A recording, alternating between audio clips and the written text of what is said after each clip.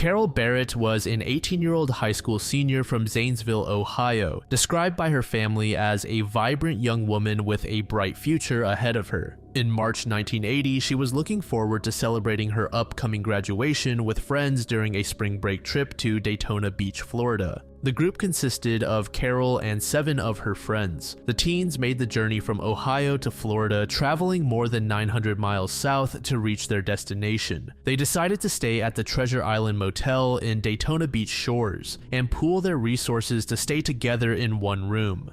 For the first portion of their stay, the friends spent time on the beach and explored the nearby area. By all accounts, the trip was going great. However, that would all change in the early morning of March 24th at 2 a.m. A lone gunman approached their motel room and forced his way inside. The intruder was in his mid-20s and armed with a handgun. He used the weapon to immediately establish complete control over the group of 8 and commanded them to remove their clothing. Once they were completely vulnerable, the gunman proceeded to rob them. After gathering all their items of value, he stated that he intended to take one of them with him when he left. Ultimately, his choice fell on a young woman named Pam, one of Carol's friends. Pam began to panic, which agitated the intruder, and it was at this moment that Carol made the heroic decision to swap places with her. The gunman accepted Carol's offer and then commanded that the remaining 7, still naked and traumatized, to go out onto the room's balcony. Once outside, the door was locked and the culprit escaped to a nearby vehicle heading north with Carol as his hostage. Eventually, the group of teens was able to get help from neighboring rooms, and once free, they immediately contacted the police. It was later discovered that the culprit was heading toward Jacksonville, a trip that spanned about 100 miles. As dawn approached on the same day, the gunman exited Interstate 95 near Pecan Park Road and pulled into a nearby park. This area included sections that were relatively undeveloped, with stretches of highway bordered by drainage ditches, scrub vegetation, and open land that provided isolation from outside eyes. Here, Carol was shot in the back of her head. Investigators who later processed the scene found no indication that Carol had struggled with her killer. After killing her, the gunman carried her body to a drainage ditch alongside the interstate. He left her remains there, partially concealed from the road, but not deeply hidden. Later that same day, a passerby traveling along Interstate 95 noticed something unusual in the ditch. Upon closer inspection, they realized with horror that they were looking at the lifeless body of a young woman. Officials were contacted, and upon their arrival, they immediately connected the killing to the robbery at the Daytona Beach Motel.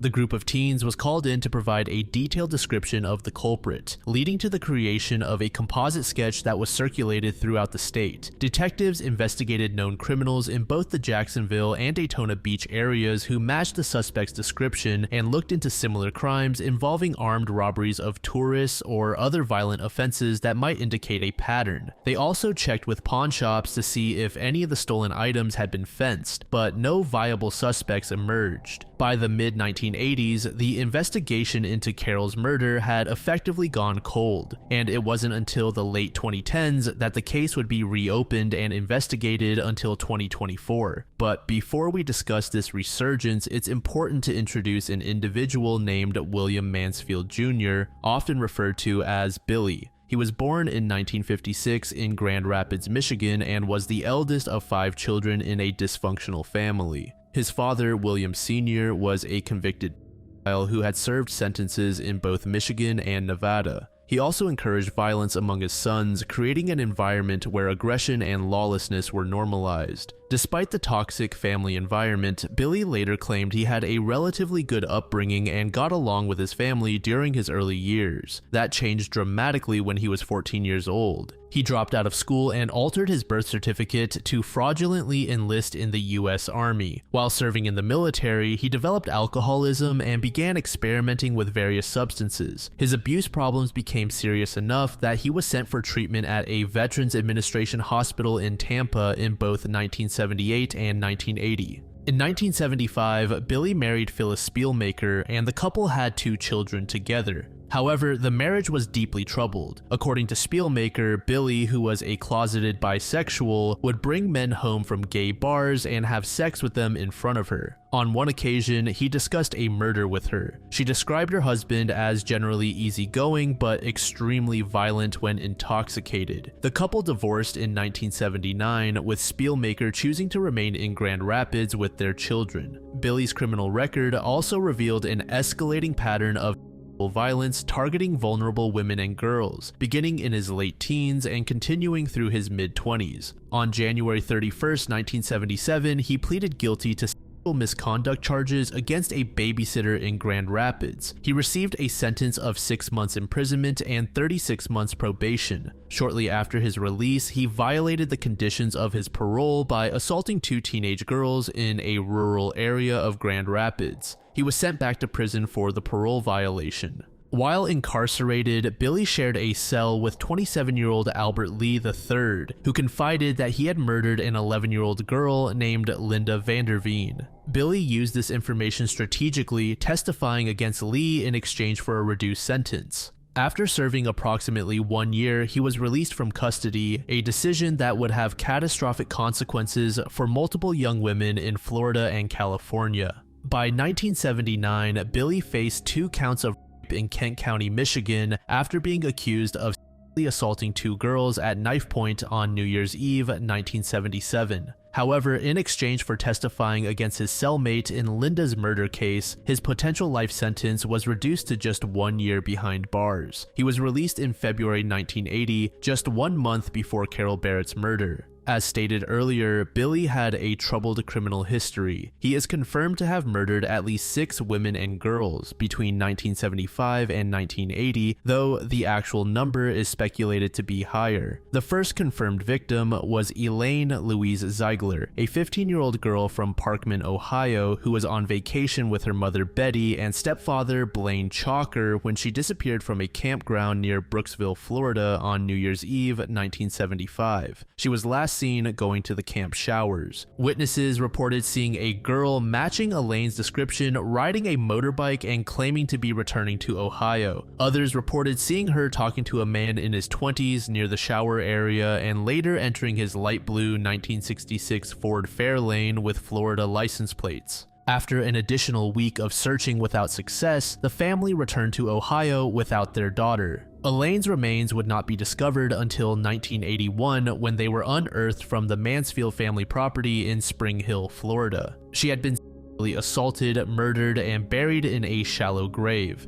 In April 1980, a month following the death of Carol Barrett, 21-year-old Sandra Graham disappeared from the parking lot of Pam's Liquor Lounge on April 27, 1980. She was last seen leaving the bar with a man described as having a biker appearance. She left behind her cigarettes, car keys, and eyeglasses at the bar. Billy was spotted with Graham at the Tampa bar just 2 months after his release from Michigan prison. And like with Elaine, Graham's decomposed remains were also discovered on Billy's property. What led to the breakthrough of these findings in the first place revolved around a woman named Renee Saling. Saling was a 29-year-old married mother of 3 when she met Billy at a tavern in Watsonville, California on December 6, 1980. He was working at a mushroom farm in Santa Cruz at the time and living with his brother Gary.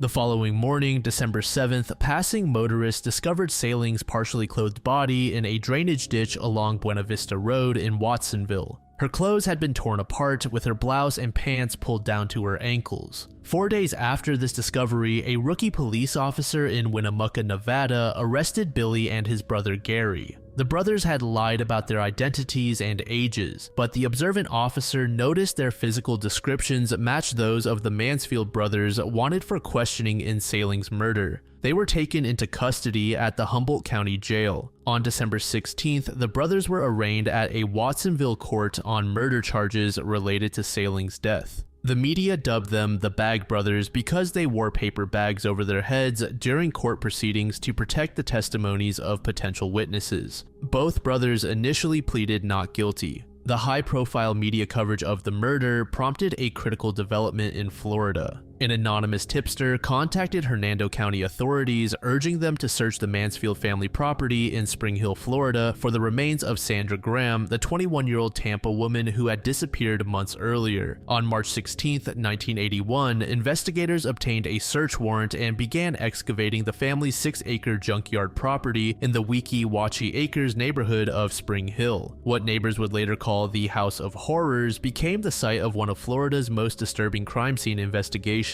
It took weeks of intensive digging by excavators and sheriff's deputies to unearth 4 sets of female skeletal remains from various locations across the property. Billy would later admit that he wanted to keep the victims close by. Initially, they uncovered bones from chickens and cows before discovering human remains. On October 27, 1981, while awaiting his second trial for Saling's murder, Billy and fellow inmate Ben Berrigan managed to escape from the Santa Cruz County Jail. During recreation time, Billy unchained himself, climbed onto a roof with Berrigan, and both men jumped to the ground and fled. A woman initially spotted the escapees but ignored them, assuming they were joggers wearing orange tracksuits. She eventually notified police, who quickly dispatched patrols and sniffer dogs to search the area. At approximately 11:45 p.m., a citizen reported seeing 2 suspicious men running near his house. Police investigated and found 2 sets of footprints leading toward a river. After 11 hours on the run, a tired and disheveled Billy Mansfield was arrested without incident at Paradise Park, where he was found hiding in bushes and still wearing his prison uniform.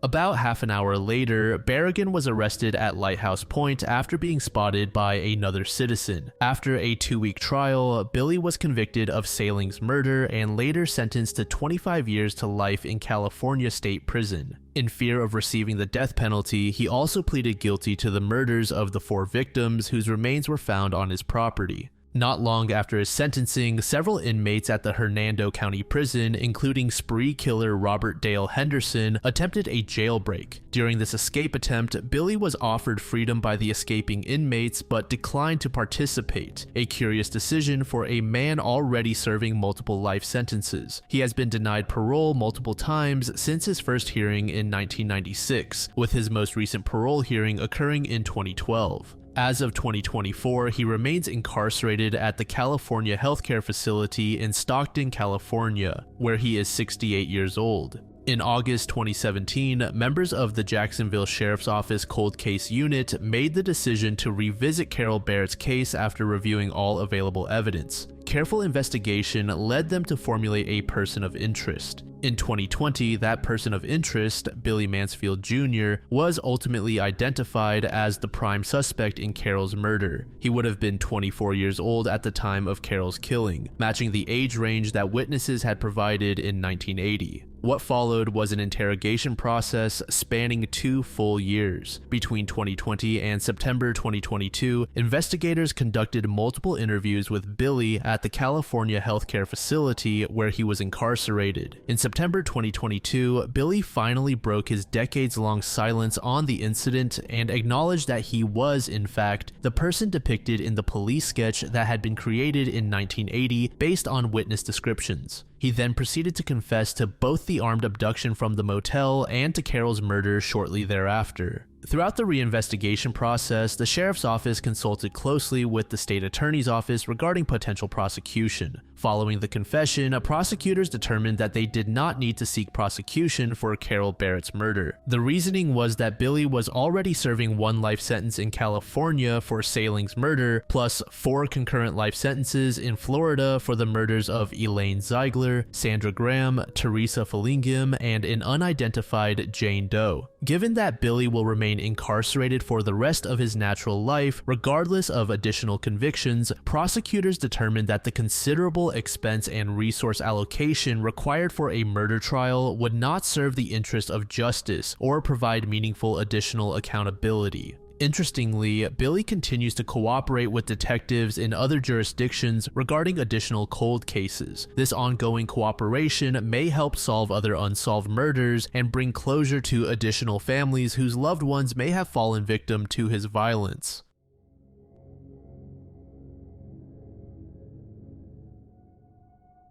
This next case takes place in Big Water, Utah in 1996 and revolves around a 6-year-old boy named Lance Guevarra. According to his mother's later statements to the parole board, Lance was a vibrant child who loved swimming, fishing, and sharks.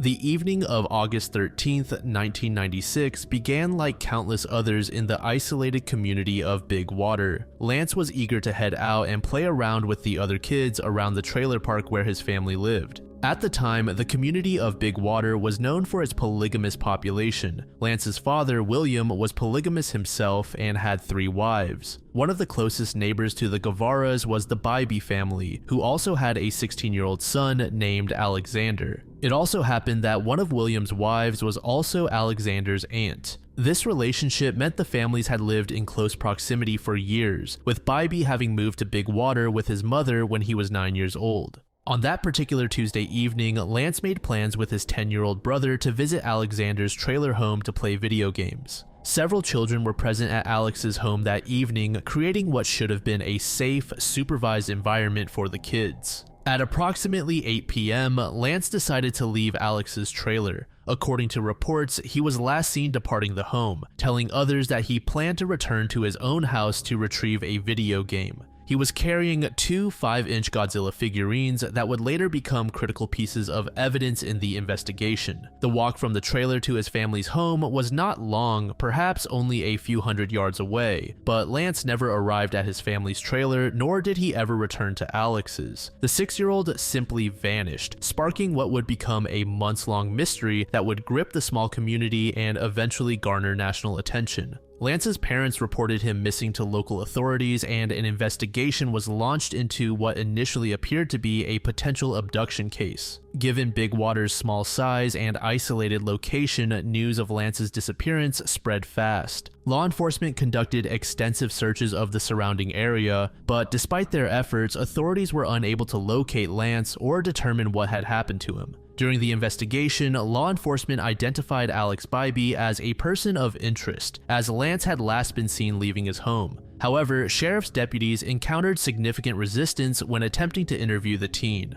According to the Utah Supreme Court's later opinion, police unsuccessfully attempted to question Alex on 3 separate occasions. In the first attempt, he was playing a video game and refused to stop long enough to focus his attention on the interview. During the second attempt, he would not leave his room, refused to speak to investigators, and yelled that he had already been interviewed enough. In the third attempt, Alex again refused to answer any questions and told investigators not to bother him unless they had a warrant. As weeks passed without answers, the community grew increasingly concerned. In November 1996, 3 months after Lance's disappearance, sheriff's deputies discovered 2 toys belonging to Lance that had been half buried in the area. These items offered renewed hope that the case might be solved. By this time, the investigation also garnered national media attention. On November 8, 1996, Lance's case was featured as a special bulletin on the NBC television program Unsolved Mysteries, hosted by Robert Stack. Despite the publicity and continued investigation by authorities, no breakthrough occurred. The case remained unsolved, and Lance's family endured the agonizing uncertainty of not knowing what had happened to their son.